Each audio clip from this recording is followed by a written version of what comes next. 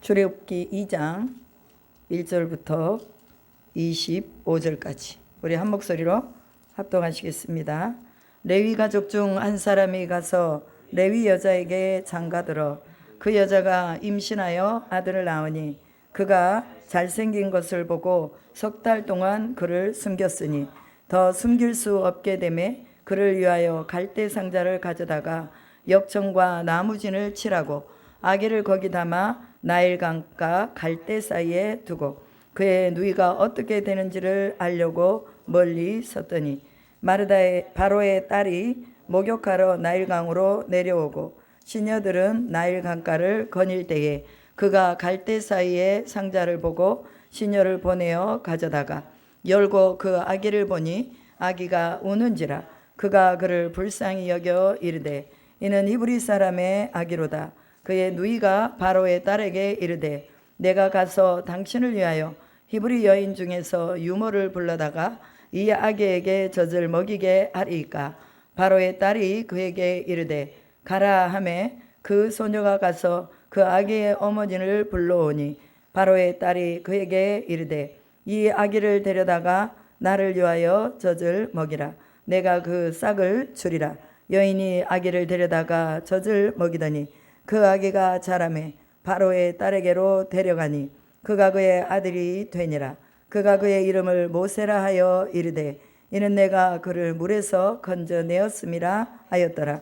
모세가 장성한 후에 한 번은 자기 형제들에게 나가서 그들이 고되게 노동하는 것을 보더니 어떤 애굽 사람이 한 이브리 사람 곧 자기 형제를 치는 것을 본지라. 좌우를 살펴 사람이 없음을 보고 그 애굽 사람을 쳐 죽여 모래 속에 감추니라. 이튿날 다시 나가니 두 히브리 사람이 서로 싸우는지라. 그 잘못한 사람에게 이르되 내가 어찌하여 동포를 치느냐 하매 그가 이르되 누가 너를 우리를 다스리는 자와 재판관으로 삼았느냐. 내가 애굽 사람을 죽인 것처럼 나도 죽이려 하느냐. 모세가 두려워하여 이르되 일이 달로 되었도다. 바로가 이 일을 듣고 모세를 죽이고자 하여 찾는지라. 모세가 바로의 낯을 피하여 미디안 땅에 머물며 하루는 우물 곁에 앉았더라. 미디안 제사장에게 7달이 있었더니 그들이 와서 물을 길어 구유에 채우고 그들의 아버지의 양떼에게 먹이려 하는데 목자들이 와서 그들을 쫓는지라. 모세가 일어나 그들을 도와 그 양떼에게 먹이니라. 그들이 그들의 아버지 루엘에게 이를 때에 아버지가 이르되 너희가 오늘은 어찌하여 이같이 속히 돌아오느냐. 그들이 이르되 한 애굽 사람이 우리를 목자들의 손에서 건져내고 우리를 위하여 물을 길어 양떼에게 먹였나이다. 아버지가 딸들에게 이르되 그 사람이 어디에 있느냐. 너희가 어찌하여 그 사람을 버려두고 왔느냐. 그를 청하여 음식을 대접하라 하였더라. 모세가 그와 동거하기를 기뻐하며 그가 그의 딸 시보라를 모세에게 주었더니 그가 아들을 낳음에 모세가 그의 이름을 게르솜이라 하여 이르되 내가 타국에서 나그네가 되었음이라 하였더라. 여러 해 후에 애굽 왕은 죽었고 이스라엘 자손은 고된 노동으로 말미암아 단식하며 부르짖으니 그 고된 노동으로 말미암아 부르짖는 소리가 하나님께 상달된지라. 하나님이 그들의 고통 소리를 들으시고 하나님이 아브라함과 이삭과 야곱에게 세운 그의 언약을 기억하사 하나님이 이스라엘 자손을 돌보셨고 하나님이 그들을 기억하셨더라. 아멘. 오늘 말씀의 제목은 모세 물에서 건져냄을 받다입니다. 우리가 모세는 너무나 잘 알고 있죠. 그래서 출애굽의 주인공이다. 그래서 모세오경, 창세기, 출애굽기, 레위기, 민수기, 신명기를 모세오경이라고 하는데 이 모세오경은 5개의 경전이라 이렇게 말을 하고 있죠. 그런데 이것을 하나로 해서 모세오경이라고 합니다. 모세가 이것을 기록했고 천지창조부터 이스라엘 민족이 가나안 땅에 들어가기까지의 모든 사건과 기록과 지명과 그리고 또한 누가 했는지 그 인물까지도 다 소개하는 것을 볼 수가 있습니다. 여러분, 오늘날 우리가 장소가 없는 인물이 있을 수가 있어요? 없어요. 누군가의 인물을 말할 때 저 사람은 한국에서 태어난 사람 누구누구. 지금 우리 윤석열 대통령, 그분은 한국의 대통령이다. 그러면 그분은 어디 나라 사람이냐? 대한민국 사람이다 라는 것을 분명하게 이게 인지가 되는 것입니다. 그래서 지금 이 모세오경을 기록한 것은 허구와 허상을 기록한 것이 아니라 이스라엘 나라의 지명들을 다 기록하고 있습니다. 지금도 이 아프리카에 이집트라는 나라는 존재하는 나라입니다. 그리고 지금 팔레스틴이나 이스라엘 땅, 그리고 가자지구, 그리고 저쪽 레바논, 그리고 저쪽에 터키까지도 다 사도 바울이 복음을 전했던 그런 유럽의 전 지역이 지금 다 존재하는 지역들입니다. 그런데 왜 지금은 다 폐허가 되어서 그들이 우리가 성지순례를 가보면 그냥 예전처럼 남아있는 그런 어떤 아름다움이 없어요. 폐허된 곳이 너무나 많아요. 그래서 사람들이 성지를 순례하는 거예요. 순례라는 것은 뭐예요? 돌아보는 거라 그 말이죠. 그럼 왜 성지순례를 해야 되느냐? 우리가 성지를 돌아보면서 화려하고 웅장하고 그 시대를 움직였던 솔로몬 성전이 이렇게 파괴될 수밖에 없었던 영적인 근거를 바라보고 우리가 어떻게 해야 되는 거예요? 여호와께 다시 돌아가야 산다라는 것을 알아야 되는 것입니다. 오늘 우리는 성경을 보면서 출애굽기에서 말씀하고 있는 요지를 분명하게 뽑아내야 됩니다. 우리가 책을 읽으면서 그 책의 주제가 뭔지도 모르고 읽으면은 뭘 읽었는지도 몰라요. 그런데 우리는 출애굽기 하면 엑소더스라고 말하잖아요. 엑소더스는 뭐냐? 탈출했던 그 탈출기를 기록한 책이라고 말해요. 어떻게 그들이 탈출했는가? 여러분, 우리나라가 일제에서 해방될 때 어떻게 해방이 됐어요? 독립운동을 통해서. 상해에서 독립운동하고 중국에서 독립운동하고 여기저기서 독립운동을 하면서 우리나라 안에서 독립운동을 하면서 3.1 독립만세를 부르면서 우리나라가 일제에서 독립에 성공을 한 것입니다. 그때가 바로 8월 15일이죠. 그러면 오늘 우리도 어떻게 우리 인생 속에서 우리가 탈출해내지 못하고 자꾸만 갇혀있고 나는 발버둥을 치는데 자꾸 나는 그대로 있고 또 뭔가 나는 조금 나가보려고 하는데 누군가 내 뒷발목을 잡고 있고 이런 것에서 우리가 어떻게 탈출을 할 수 있겠는가? 이것을 우리는 생각을 해봐야 된다 그 소리예요. 그러면 하나님께서 모세를 이 땅 가운데 보내셨는데 모세가 태어날 때만 해도 유아 학살이 있었던 때입니다. 그래서 바로 왕이 아이가 태어나면 모두 죽여라. 남자아이는 모두 죽여라. 왜 그랬습니까?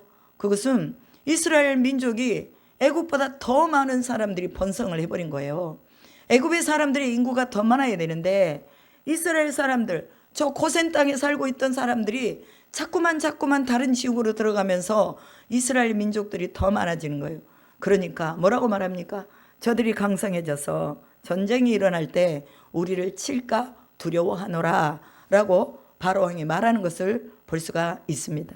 여러분, 사람이 들어오면요, 이 바로왕 같은 경우는 사람을 죽이잖아요. 자기 안에 두려움이 오면 세상 사람들은 사람을 죽여요. 뭐 하려고? 자기가 살려고. 그런데 그리스도 안에 있는 사람들은 두려움이 오면 어떻게 합니까? 하나님께로 돌아갑니다. 기도하는 거. 이게 다른 거예요. 우리 안에 문제가 있을 때 하나님께로 가지고 가는 거예요. 세상 사람들은 사람들을 죽인다니까요. 여러분도 죽이고 나도 죽이고 다 죽여요. 자기가 살려고. 그러나 하나님의 사람들은 문제가 생겼을 때 하나님 앞에 자기의 문제를 가지고 돌아가서 아버지 어떻게 하면 되겠습니까? 주님이 내 길을 지도해 주셔야 되지 않겠습니까? 하나님이 만물의 창조자시오. 나를 어머니 모태에서부터 불렀다고 말했는데 하나님 나를 제대로 인도해 주셔야 되지 않겠습니까? 하고 주님 앞에 가서 엎드리는 거예요. 저희도 이번에 72시간 데이비 텐트에 가서 같이 함께 연합하여서 하나님의 임재를 느끼며 중보기도 하고 개인기도 하고 또 나라를 위해서 기도하고 세계와 열방을 위해서 기도했습니다. 저희가 72시간을 기도했다는 게 아니라 72시간을 연계해가지고 기도를 하는데 그 72시간 동안에 2시간씩 찬양을 앞에서 인도하는 사람들이 바뀌어요. 그럼 앞에 나와 있는 2시간 동안에 이 찬양을 하는 사람들은 계속 하나님을 찬양하는 거예요. 그리고 앉아있는 회중들은 하나님 앞에 그 임재 속에 들어가가지고 기도를 하는 것입니다. 저희들은 이제 저녁 한 10시 좀 넘어서 숙소로 돌아와가지고 또 쉬고 그 다음날 아침 또 8시에 좀 넘어가지고 또 이제 나가서 하루 내내 그곳에서 하나님의 임재를 느끼는 거예요. 제가 아까도 고백했지만 주님의 임재가 오니까 뭐가 오느냐? 정말로 하나님이 하시겠다 하는 마음이 오는 거예요. 하나님의 임재가 오면 주님이 하시는 거예요. 하나님이 하시는 거예요. 나는 하나님 앞에 맡기고 주님의 그 손에 붙들려서 하나님 안에 안식하고 있을 때 주의 성령이 모든 일들을 이루어 주시는 것을 보게 되는 것이 바로 하나님 앞에 있는 임재입니다. 그래서 근심이 없고 걱정이 없는 거예요. 평안한 거예요. 예수 안에 있는 사람들은요, 모두가 다 얼굴이 평안해요. 왜 그럴까요? 하나님께 맡기니까. 아버지 앞에 맡겨서 그분의 임재 안에 들어가 있으면 예뻐져요. 우리 저기 신순덕 성도님이 많이 예뻐지셨어요. 오늘 막 또 막 갔다가 차도 막 날려주시고 아주 예뻐지셨어요. 그런데 이제 예배 시간에는 드리면 안 돼. 예배 전에는 드리고 예배 시간에는 예배에 집중해야 돼요. 예뻐지셨잖아. 그리고 웃음이 더 많아졌어요. 처음에는 얼굴이 그냥 좀 찡그리고 계셨거든. 근데 지금은 환하게 얼굴이 펴지셨잖아요. 우리가 하나님의 임재를 느끼고 주님의 은혜를 느끼고 사랑을 느끼면 우리도 모르게 우리의 표정과 우리의 피부색과 우리의 이런 모든 모습들이 변하는 것을 볼 수 있어요. 여러분, 모세는요, 이런 위험한 시기 가운데서 태어났어요. 어머니도 레위인이요, 아버지도 레위인이에요. 레위인이라는 말은 무슨 말입니까? 하나님 앞에 제사를 집도하고 예배를 집도하고, 한마디로 오늘날로 말하면 설교의 선포자의 가정, 목사님의 가정에서 태어났다, 이렇게 보시면 됩니다. 그런데 레위 가족 안에서 태어났는데 시대 속에서 하나님께서 시대마다 그 시대에 필요한 사람을 올려주는 것을 볼 수가 있습니다. 이 시대에 올린 사람은 누구예요? 모세죠. 그러면은 또 우리가 이렇게 그 구약의 그런 어떤 역사들을 보면 솔로몬 왕 시대라든지 다윗 시대라든지 왕정 시대 속에서 항상 하나님이 선지자들을 올려주는 것을 볼 수 있어요. 그 시대의 선지자들이 큰 선지자라면 이사야, 예레미야, 에스겔, 호세야, 아모스, 스가랴, 스바냐, 이런 선지자들이 시대마다 하나님의 말씀을 가지고 태어나는 것을 볼 수가 있습니다. 그러면 오늘의 이 시대는 누구를 통해서 하나님의 말씀이 나갈까요? 오늘날 하나님의 말씀을 전하는 강단을 통해서, 목사님들을 통해서, 하나님의 말씀을 맡은 자들을 통해서 하나님의 말씀이 선포되는 거예요. 그런데 이 하나님의 말씀이 선포되도록 사탄이 그냥 놔둘까요? 마귀가 그냥 놔둘까요? 놔두지 않습니다. 놔두지 않아요. 그래서 넘어지게 하고 쓰러지게 하고 뭔가 다른 데 집중하게 하고 하나님의 말씀에 집중하지 못하도록 만들어 나가는 거예요. 그런데 이때도 레위 자손 중에서 태어난 이 모세라는 한 아이를 산모를 통해서 바로 왕이 바로 출생하면 뭐하라고 그래요? 죽여라 라고 말합니다. 그런데 이 시브라와 또 한 여인이 또 나오죠. 두 명의 산파들이 나오는데 이 시브라와 또 한 여인이 누가 나오죠? 이 시브라하고 한 사람이 또 나와요. 부하. 두 여인이 나와요. 그 두 사람은 산파라고 성경은 기록하고 있습니다. 시브라와 부하가 나오는데 이 시브라와 부하에게 너희들이 아이를 받을 때 그 아이들을 죽여라 라고 말한 거예요. 그런데 이 시브라와 부하는 누구를 경외하는 사람이었어요? 하나님을 경외하는 사람이었어요. 그래서 이 아이들을 죽일 수가 없는 거예요. 그래서 다 살려놓은 거예요. 여러분, 시브라와 부하는요, 자기 목숨을 걸고 아이들을 살리는 거예요. 만약에 바로가 이 일을 알면 그만 죽는 게 아니라 그의 모든 가족들도 싸그리 다 멸절이 될 수밖에 없는 위험을 감수한 거예요. 여러분, 예수 그리스도 안에 있는 사람들은요, 위험을 감수하는 사람들이에요. 편안한 삶을 살기를 원하는 게 아니라 복음을 위해서 위험을 감수하는 거죠. 하나님의 뜻을 나타내기 위해서 위험을 감수하는 거예요.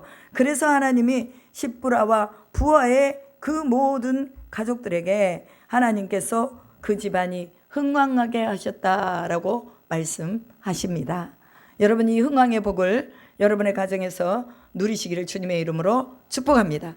그로 인하여 이 모세가 산 거예요. 그래서 어머니가 그 아이를 보니까 너무나 잘생겼어요. 그러니까 우리가 잘생겼다는 표현이 그냥 우리는 얼굴이 이목구비가 잘생겼다 이렇게만 생각할 수 있겠지만, 그러나 이 어머니 속에 뭐가 있어요? 하나님의 영이 있으니까 그 속에서 하나님이 하실 일이 보인 거예요. 이 아이는 이대로 죽으면 안 되겠구나. 그럼 내가 이 아이를 어떻게 해서든지 살려야 되겠구나. 하나님이 이 아이를 통해서 뭔가 하시겠구나. 이것을 봤다 그 말이에요. 잘생겼다는 그 표현이 단지 단어적으로 핸섬하다 이런 뜻만이 있는 게 아니라는 거죠. 그래서 하나님의 편에서 시대적으로 쓰임받을 아이인 것을 이 어머니가 알았다 그 말이에요. 그리고 그를 죽음으로 내몰지 않고 3달 동안 그 아이를 숨겨서 키웠다 이렇게 말하고 있습니다. 그리고 더 숨길 수 없게 되어서 갈대 상자를 만들어 가지고 그 갈대 상자를 가져와서 그것에 역청을 바르고 또 나무진을 칠해 가지고 아기를 거기다 담아서 나일강가 갈대 사이에 두고 그의 누이가 어떻게 되는지 알려고 멀리 섰더니라고 말합니다. 역청을 바르고 나무진이 마치 갈대처럼 갈대 속으로 집어넣어야 되니까 마치 그 상자도 갈대와 똑같은 색으로 그 속으로 집어넣기 위해서 다 나무진을 칠하고 이 아이가 위험한 곳에서 또 혹여라도 얼마나 그 나일강에 악어들도 있었고 그 나일강에 위험한 동물들도 많이 있었어요. 때로는 뭐예요? 갑자기 그 갈릴리의 파도가 치는 것처럼 풍랑이 일 수도 있었어요. 그럼에도 불구하고 그 어머니는 이 갈대 상자에 모세를 집어넣고 이제 그 보내면서 우리가 잘 또 찬송가 가사에서 찬양 가사에서 복음성가 가사에서 보는 것처럼 요게벳의 노래에서 우리가 보잖아요. 너의 참부모이신 너의 하나님께 이제 너를 맡긴다 하고 그 아이를 이렇게 띄워보내는 그런 장면이 나옵니다. 여러분 이 어머니의 마음을 우리가 여기서 느낄 수 있잖아요. 그 아이를 살려야 하는 어머니의 마음이 누구의 마음이에요? 하나님의 마음이었다라고 우리는 보는 것입니다. 이 마음이 우리 가운데 부어지면 우리는요 주의 영광의 나라를 위해서 한 인물을 위대하게 세우는데 우리는 우리의 모든 것을 다 드릴 수가 있는 것입니다. 오늘 하나님의 나라를 위해서 하나님이 쓰시는 그 일에 대해서 우리가 혼신하면서 주의 나라를 위해 뭔가 뒤에서 받들 수 있는 그런 힘이 우리에게 있기를 주님의 이름으로 축복합니다. 여러분 갈대상자 하면은요 생각나는 사람이 있어요. 그 갈대상자라는 책을 쓰신 분이 있는데 이분이 바로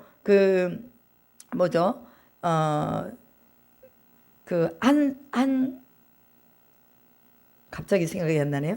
갈대상자 김영일 교수님인데 그분 학교가 어디예요? 몰라요? 한세대 아니죠? 한세대? 포항에 있는 이제 학교인데 그게 사모님이 갈대상자라는 이 책을 지었어요.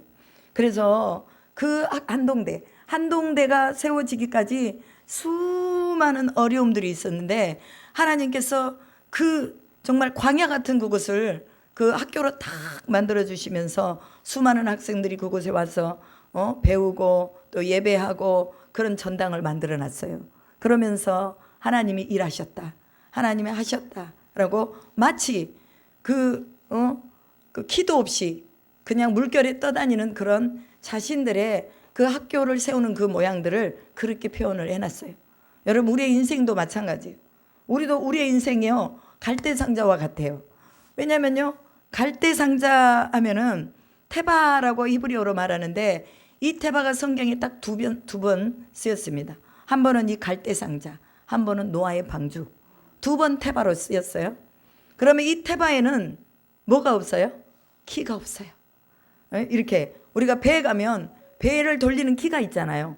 그래서 오른쪽으로 돌리고 싶으면 오른쪽으로, 왼쪽으로 가고 싶으면 왼쪽으로 이 키가 있는데 이 갈대상자와 노아의 홍수의 그 배에는 노아의 방주에는 키가 없다는 게 특징이에요. 오늘 우리의 인생도 키는요 내가 가지고 있는 게 아니에요. 하나님이 우리의 인생의 키를 갖고 계세요. 그래서 때로는 풍랑으로 확 몰아쳐 주셔서 어딘가로 가게 하시고 또 잔잔한 햇볕을 주셔서 쉬게도 하시고 바람도 불게 하시고 그래서 그분이 인도하는 대로 가는 것이 바로 갈대상자의 특징입니다. 모세의 인생의 특징이 바로 하나님에게 어려서부터 맡겨졌다라는 것을 우리가 보게 되는 것입니다. 그래서 이제 갈대상자에다가 나일강에 띄우고 그 어머니가 그 누나 누구예요? 미리암에게 네가 가서 봐라. 어떻게 되는지 봐라. 혹여 아이가 풍랑을 만나서 어떻게 잘못됐는지 어쨌는지 네가 가서 기도하면서 봐라 하고 누나를 이렇게 붙인 거예요. 어린 아이들이 강가에서 노는 건 뭐 애국 사람들이 그렇게 이상하게 보지 않거든요. 그러니까 이제 이 아이가 갈대 상자를 뚫어져라 쳐다보고 있는 거예요. 그래서 풍랑이 떠밀려 와가지고 상자가 일로 가면 누나가 일로 가고 또 이쪽으로 가면 저쪽으로 가고 그래서 따라 그 갈대 상자가 흘러가는 대로 갔더니 그때 마침 바로의 딸이 나일강에서 얕은 수심안에서 목욕을 하러 나왔다. 그리고 나일강가에 거닐 때에 그가 갈대 상자를 보고 시녀를 보내서 가져다가 그것을 열고 딱 뚜껑을 열어보니까 누가 있는 거예요? 모세가, 아기가 있는 거예요. 깜짝 놀라가지고 그 아이를 보니 아이가 울고 있는 거예요. 배가 고파서 우는지 두려움을 해서 우는지 모르겠지만 일단 막 우는 거예요. 그러니까 이 바로의 딸이 모성애가 자극이 된 거예요. 아, 이거 너무 불쌍하다. 이 아이를 보니까 이 아이를 깔았던 수건이며 이 아이가 입고 있는 옷이며 다 이게 히브리 민족 아이인데 내가 이 아이를 버리면 어쩌겠느냐. 그리고 이 아이를 안아요. 안아서 자기가 가슴에 탁 안고 있는데 미리암이 짜잔하고 그 바로의 딸 앞으로 나타납니다. 혹여 이 아이를 위해서 제가 유모를 모셔오리까? 라고 물어봐요. 그때까지만 해도 이 바로의 딸이 이 아이를 내 아이로 삼아야 되겠다라는 생각을 했는지 안 했는지 성경이 기록하지 않고 있습니다.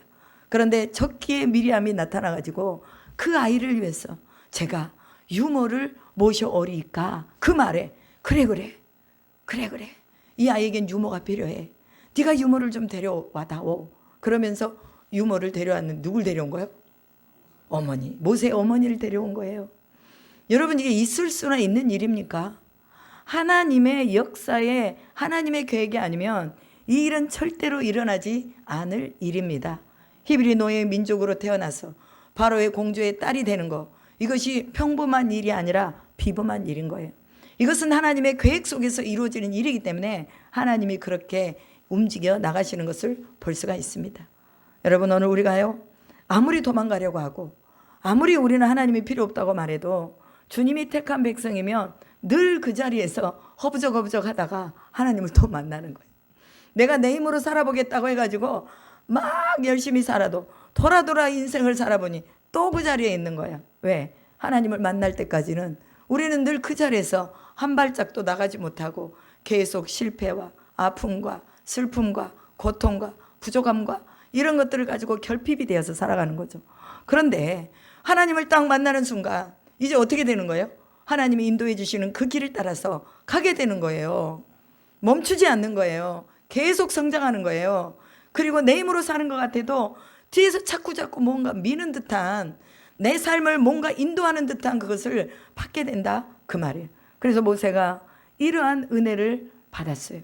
그리고 그 아이를 데리고 이 어머니가 자기 집으로 가가지고 아이가 클 때까지 이제 자기 모유를 먹여가면서 이 아이를 키웁니다. 여러분, 요괴백에서에 맡겨진 이 모세가 어떻게 컸겠어요? 어머니 밑에서.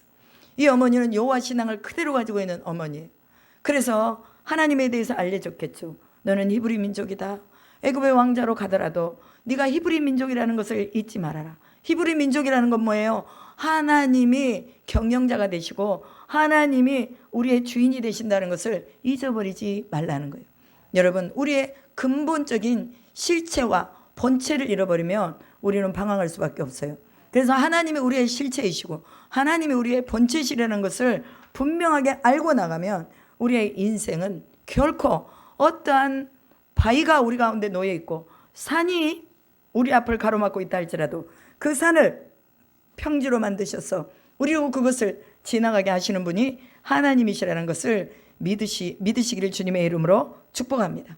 그리고 이제 이 아이가 장성했어요. 컸어요. 그래 이제 바로의 궁에 딱 와가지고 그 바로의 딸과 함께 살면서 그 애굽의 수사학이라든지 역사학이라든지 철학이라든지 의학이라든지 건축학이라든지 또 역사는 다 배우면서 그렇게 모세가 성장하는 것을 볼 수가 있습니다. 그렇게 몇 세까지 성장한 거예요? 40세까지. 40살까지 성장을 했어요. 그리고 이제 그가 이렇게 이스라엘 백성들이 노여가는 이렇게 모습을 본 거예요. 그런데 형제들이 노여가는 모습을 보니까 얼마나 마음이 아파요. 같은 민족인데 내 민족들이 저렇게 종들이 되어가지고 고통하는구나. 너무 마음이 아픈 거예요. 그러고 있는데 이 애굽 사람하고 이스라엘 사람하고 둘이 싸움이 일어난 거예요. 그래가지고 애굽 사람이 힘이 더 세니까 이 히브리 이 사람을 죽이려고 막 하는 것 같아. 그러니까 모세가 그걸 보다가 안 되겠다. 내 민족을 죽게 놔둘 수는 없지. 그리고 이제 민족주의가 발동한 거예요. 민족주의가 발동을 해가지고 이 애굽 사람을 쳐 죽여버려요. 그리고는 머리에다 싹싹싹싹 감추고 손 털고 아무에게도 얘기하지 말아라. 그리고 이제 돌려보내는 것입니다. 여러분, 오늘 우리 속에서도요, 이런 민족주의가 좋은 것 같지만 그러나 이 민족주의가 때로는 우리의 삶에 커다란 결점이 될 수 있다는 것도 기억해야 됩니다.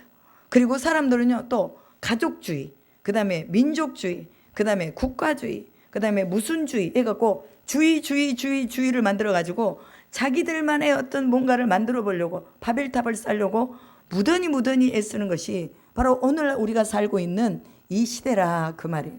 그래서 우리가 오늘 여기서 배울 수 있는 건 뭐예요? 우리는 민족주의를 넘어서서 하나님 안에서 하나님이 우리에게 주시는 평등과 자유와 또한 어떤 해됨과 상함도 없이 서로를 지켜나가면서 예수가 우리에게 보여주셨던 그 사랑의 본을 주면서 형제를 위해 목숨을 버리는 것이 마땅하다라는 이런 마음으로 우리가 하나님 앞에 세워져야 될 줄로 믿습니다. 그런데 그 다음날 이제 또 며칠이 지나가지고 이제 또 모세가 다시 또 쭉 시차를 나와봤어요. 그런데 이제는 이스라엘 사람들 둘이 서로 막 싸우고 있는 거예요. 막 육박전을 벌이고 있는 거예요. 네가 죽고 내가 살자, 내가 살고 네가 죽어라, 그러면서 막 얼마나 싸우는지 모세가 가가지고 니네는 왜 니네 민족끼리 싸우느냐, 서로 지금 사랑해도 부족할 판에 왜 그렇게 싸우고 있느냐 그랬더니 아주 성이 난 한 사람이 너는 전에는 애굽 사람을 죽이더니 이제는 히브리 민족 우리를 죽이려고 왔느냐 그러면서 막 화를 내는 거예요. 여러분, 모세가 가졌던 그 열정과 그 백성을 향한 그 긍휼한 마음이 바로 살인으로 들어갔다면 오늘 이 사람이 행하는 이 태도는 뭐냐? 바로 자기 어떤 민족을 사랑해서 그렇게 행했던 그 모세의 진심을 모르고 있는 거예요. 그러니 여러분, 얼마나 이것이 또 우리는 또 가슴이 아픕니까? 우리가 서로가 서로의 마음을 알아주는 것, 이것이 우리에게 너무나 존귀하고 그 마음을 보듬어 갈 수 있는 것이 우리의 믿음의 형태인데 오늘 우리가 이것들을 많이 잃어가고 있다는 거예요. 그래서 모세가 아차, 들켰구나 아니나 다를까 바로 왕에도 이 소리가 들어간 거예요. 그래서 이제 바로 왕이 모세가 어디 있느냐, 그놈을 죽여야 된다 하고 막 찾으러 다니는 거예요. 그런데 모세가 여기서 죽으면 이 모세 오경이 써지지가 않았겠죠. 하나님께서 모세를 어디로 도망가게 해요? 저 미디안이라는 사막으로 도망가게 합니다. 그 사막에서 몇 년을 살았어요? 40년을 살아요. 그러니까 모세의 나이 80에 다시 이제 애굽으로 돌아오는 것을 우리가 보거든요. 그런데 40년 동안 모세가 어떤 훈련을 받습니까? 그 40년 동안 혹독한 훈련을 받아요. 그 왕자로서 살아갔던 그런 호의호식했던 그 자리를 다 버려두고 이제는 사막의 황량한 가운데서 양을 치며 또 이드로 장인이라는 자기 장인의 목축을 하면서 사는 것을 우리가 볼 수가 있습니다. 그렇다면 우리가 여기까지만 보더라도 그러면 하나님이 모세의 인생에 개입하지 않으셨냐? 태어날 때만 개입하시고 40이 되어서는 개입하지 않으셨냐? 아닙니다. 하나님 모세를 가장 높은 곳에도 두었고 이제는 가장 낮은 곳에도 두면서 인생에 대해서 극과 극을 다 보게 하신 거예요. 그러면서 민족에 대한 더 깊은 그 하나님의 아브라함에게 약속하시고 이삭에게 약속하시고 야곱에게 약속하셨던 그 언약들을 이루는데 존귀하게 쓰려고 광야로 다시 데려가는 것을 볼 수가 있습니다. 그래서 이제 미디안으로 가가지고 거기에서 방랑을 하면서 헤매고 있는데 어느 날 우물가에 앉아 있는데 이 이드로라는 이 사람의 제사장이죠. 미디안의 제사장인데 제사장의 7딸들이 양들을 치려고 이제 물을 먹이려고 글러왔어요.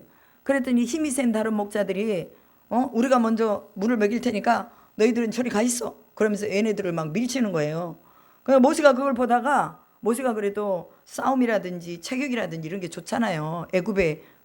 애굽에서 잘 먹었고 또 건장하고 아주 그냥 싸움도 잘하고 그러니까 으쌰으쌰 해가지고 얘네들을 다 그냥 보내버렸어. 그리고는 그 이드로의 딸들이 데리고 온 양들에게 어여 물을 먹여라. 그리고는 물도 떠주고 또 이렇게 했단 말이에요. 그러니까 이 딸들이 이제 다 목축을 하고 집으로 돌아왔어. 너무 빨리 왔거든. 아버지가 묻는 거예요. 얘들아, 오늘은 왜 이렇게 빨리 왔어? 예전에는 좀 늦게 오더니 왜 이렇게 빨리 왔어? 이렇게 물어보는 거예요. 그랬더니 오늘은 어떤 건장한 청년이 우리를 도와줬어요. 이 우물에서 물을 먹으려고 할 때, 양들이 먹으려고 할 때 방해하는 목자들이 있었는데 우리가 그 목자들의 방해를 받지 않고 이렇게 잘 먹이고 이렇게 일찍 돌아왔습니다. 말을 하는 거예요. 그러니까 아버지가 야들아, 그렇게 너희를 도와준 사람을 그냥 보내면 되겠느냐? 빨리 집으로 모셔와라. 그래가지고 모세를 집으로 데려와가지고 후한 음식을 대접해주고 편안하게 쉬게 하면서 이드로가 뭐라고 말해요? 당신이 이곳에 있기를 좋아하거든. 이곳에 있으시오. 그러니까 좋소. 내가 이곳에 있는 게 좋겠어. 그러니까 자기 딸을 십보라를 붙여준 거예요. 그러니까 둘이 서로 하여튼 눈이 맞았는지 어땠는지 서로 사랑해가지고 딱 결혼을 해서 아이를 낳았거든요. 그 아이 이름이 누구냐? 게르솜이라고 오늘 본문에 나와 있습니다. 게르솜 이름이 뜻이 뭐예요? 타국에서 나그네가 되었다라는 뜻이에요. 그러면 이제 이 모세는 나그네의 인생을 살고 있었다는 것을 볼 수가 있습니다. 이 나그네의 인생 속에서 그는 실패도 경험해보고 또한 훈련의 시간 안으로 들어가서 하나님의 예정된 시간 안으로 들어가는 것을 볼 수가 있어요. 광야라고 해서 그것이 꼭 나쁜 곳만은 아닙니다. 하나님이 그곳에서 예비하신 하나님의 훈련의 시간이 남아 있기 때문에 하나님은 또 그곳으로 나그네의 인생으로 돌려보내며 그의 인생이 나그네라는 것을 그 아들의 이름을 통해서 고백하게 하는 것을 볼 수가 있습니다. 여러분, 오늘 이 루엘이 미디안의 제사장이라고 말했는데 이 사람은 하나님을 믿는 제사장인지 아니면 자신을 믿는 제사장인지 누구인지는 알 수 없지만 이 루엘이 누구냐면 아브라함의 후처 구드라에게서 난 아들이에요. 자식이에요. 루엘이. 그러니까 어떻게 보면 아브라함의 그 믿음을 같이 가지고 있었다고 봐도 과언이 아니겠죠. 그런데 이 믿음하고 구드라라는 첩이 낳은 소생의 아들이 가진 믿음하고 모세가 가지고 있는 이 믿음하고는 좀 다른 믿음이었다는 것도 우리가 볼 수가 있어요. 왜냐하면 역사적으로 봤을 때 이 그 모세가 이스라엘 백성들 이끌고 민수기 10장에 보면 광야로 나오잖아요. 광야로 나올 때 이 루엘이 뭐라고 말하냐면 모세에게 너의 하나님이 참 하나님이신 것 같다. 그전에는 내가 몰랐는데 너희를 이렇게 여기까지 인도하고 여기까지 돌보시는 거 보면 너희의 하나님이 하신 일에 나는 감탄을 보낸다. 이렇게 말하는 걸 볼 수 있어요. 그런데 민수기 18장에서인가요? 모세가 다시 자기 장인을요 자기 땅으로 돌려보내버려요. 돌려보내요. 왜 그랬을까요? 그것은 뭐 세세하게 여기에는 책에는 나와 있지 않지만 그러나 모세가 가지고 있는 신앙관하고 루엘이 가지고 있던 신앙관이 똑같지 않았다는 것도 우리는 알 수가 있어요. 서로 영적으로 같으면 함께 나 좀 도와주세요. 내가 가나안에 들어갈 때까지 나 좀 도와주세요. 모세가 이렇게 요청했겠잖아요. 그런데 성경 본문에서는요 모세가 장인을 보냈다라고 기록을 하고 있습니다. 그러면 이게 무슨 말일까요? 하나님이 광야 같은 나그네 인생 속에 모세를 보호하기 위해서 루엘이라는 제사장의 가문을 선택해서 그곳에다가 모세를 보내시는 것도 볼 수 있다 그 말이죠. 오늘 우리는 역사적인 하나님의 관점에서 우리가 출생을 이해해야 되고 하나님의 관점에서 고난을 이해해야 되고 하나님의 관점에서 또 내가 있는 자리를 이해해야 그래야지 답이 보이는 거예요. 우리가 지금 답을 못 찾잖아요. 그러면 또 우리는 또 방황해야 돼요. 답을 못 찾으면 계속 방황해야 돼. 그러다가 또 10년 훌쩍 가요. 우리는 답을 분명하게 찾아서 하나님께서 우리를 나그네로 살게 하신 이유가 무엇인가를 분명하게 깨닫고 오늘 우리가 하나님 앞에서 내가 이 세상에서 천년을 사느니 하나님의 궁정에서 한날을 살겠다 하는 시편의 84편 시편의 기자가 말한 것처럼 그렇게 우리가 하나님 앞에 우리의 마음을 결정하고 살아야 될 줄로 믿습니다. 그리고 24절에 하나님이 그들의 고통의 소리를 듣고 아브라함과 이삭과 야곱에게 세우신 그의 언약을 기억하사 이렇게 말합니다. 그들의 고통하는 소리를 들었대요. 그들의 부르짖는 소리를 들었대요. 고된 노동으로 인해서 너무너무 고통스러워서 하나님 도와주세요. 마치 이 고통은 산모가 아이를 낳을 때 그 고통이에요. 여기서 표현하고 있는 것은 산모가 아이를 낳으면서 해산의 고통을 하는 것처럼 그런 고통으로 하나님을 불렀다는 거예요. 여러분 우리가 하나님을 찾을 때 이렇게 하나님을 찾아야 돼요. 이렇게 하나님을 찾을 때 하나님은 하나님의 시간대에서 딱 그 시간이 됐을 때 하나님이 움직이시는 것을 볼 수가 있습니다. 여러분의 기도가 하나님을 움직이게 할 수 있는 부르짖음이 되기를 주님의 이름으로 축복합니다. 그리고 하나님이 여러분에게 복을 주시기를 원했다면 반드시 약속하신 그 복을 이루실 것을 믿으시기 바랍니다. 성경은 32,560가지의 복을 말하고 있습니다. 이 복을 우리가 받아서 누려야 돼요. 그러려면 알아야죠. 무슨 복이 있는지 성경을 통해서 우리는 봐야 됩니다. 알아야 돼요. 찾아야 돼요. 그래서 찾아진 것을 내 것으로 삼을 수 있도록 하나님 앞에 기도하고 울부짖고 하나님 내가 지금 이대로는 안 되겠습니다. 주님 나를 건져주세요. 나를 건져주세요. 하루 이틀 3일 사흘 5일 10일 20일 40일 100일까지라도 하나님이 나를 건져주실 때까지 그렇게 하나님 앞에 기도하면 그 울부짖음을 하나님이 들으신다라는 것을 기억하시기 바랍니다. 자, 오늘 모세 물에서 건져냄을 받은 자라고 있습니다. 이 이름은 누가 지었어요? 자기 엄마가 지은 것도 아니고 아버지가 지은 것도 아니고 누가 지었어요? 바로의 딸이 지어준 거예요. 바로의 딸이 물에서 모세를 건져냈어요. 그렇잖아요. 그러니까 이 아이를 이제 엄마가 키우고 이제 얘가 걸어다닐만 할 때 바로의 궁으로 들어왔잖아요. 그때에 바로의 딸이 부른 이름이 모이세스. 모이세스요. 모이세스. I love you. 사랑하는 모세야. 난 너를 사랑한다. 그러면서 이 아이를 자기 아들로 받아들입니다. 그리고 성경은 바로의 딸이 지어준 이 이름 그대로 성경을 쓰고 있는 것을 볼 수가 있습니다. 왜 그렇습니까? 하나님 물에서 건졌다는 것은 뭐예요? 죽음 가운데서 건져 주셨다는 거예요. 오늘날 우리의 삶도 마찬가지입니다. 하나님 우리를 죽을 수밖에 없는 곳에서 우리를 건져내셨다는 것을 기억하시기 바랍니다. 아멘. 그래서 위험 가운데서 우리를 건져내셨다는 것을 기억하면서 내 인생 주님의 것이라고 고백하며 하나님 앞에 쓰임받을 수 있도록 준비된 자로 지금 내가 광야에 있다 할지라도 이것이 내가 필요한 것이니 주님 나를 써주십시오 하고 기도하면서 주님의 뜻을 구하기를 주님의 이름으로 축복합니다. 기도하겠습니다. 하나님 감사합니다. 우리는 죽을 수밖에 없는 자요. 멸망받을 수밖에 없는 자요. 누군가에 의해서 대한 고난을 받을 수밖에 없는 자였습니다.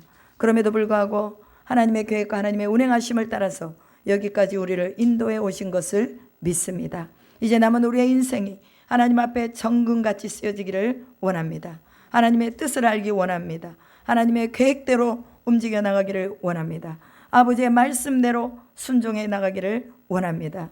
그 물 가운데서 죽음 가운데서 건짐받은 모세처럼 오늘 우리도 또한 사망의 음침한 골짜기에서 우리를 건져내신 그 하나님을 다시 바라보고 하나님 살려주세요. 다시 기회를 주세요. 다시 힘을 주세요라고 기도하며 주님 앞에 부르짖는 기도를 드릴 수 있는 저희 모두가 되게 하여 주시옵소서. 그래야 하나님이 응답하시고 또한 하나님께서 응답하심으로 수많은 이들이 놀라고 놀라는 일들을 보게 하여 주시옵소서.